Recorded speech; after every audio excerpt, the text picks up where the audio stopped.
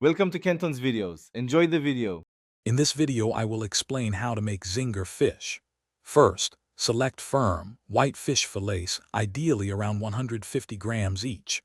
You'll need a vibrant marinade combining 2 tablespoons of chili powder, 1 tablespoon of ginger garlic paste, and the juice of 1 lemon. For the crispy coating, prepare a mix of 1 cup of all-purpose flour, 1/4 cup of cornstarch, and 1 teaspoon of baking powder. Don't forget your cooking oil for frying. Now let's infuse that amazing flavor. Begin by patting your fish fillets completely dry. This helps the marinade adhere better. In a bowl, combine 2 tablespoons of chili powder, 1 teaspoon of turmeric, 1 tablespoon of ginger garlic paste, and the juice from half a lemon.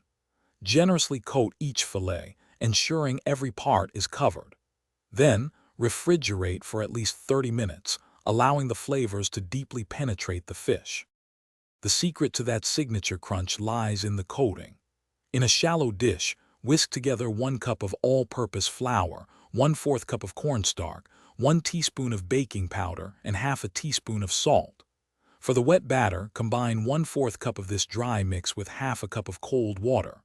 First, dredge your marinated fish in the dry mix, then dip it into the wet batter, and finally, back into the dry mix for a double coat. It's time for the grand finale, frying. Heat about 4 cups of cooking oil in a deep pan to 175 degrees Celsius or 350 degrees Fahrenheit. Gently lower the coated fish fillets into the hot oil, frying in batches to prevent overcrowding. Cook each side for approximately 3 to 4 minutes until golden brown and crispy. Serve your delicious Zinger fish immediately with a tangy sauce. Thanks for watching. Consider subscribing if we helped you.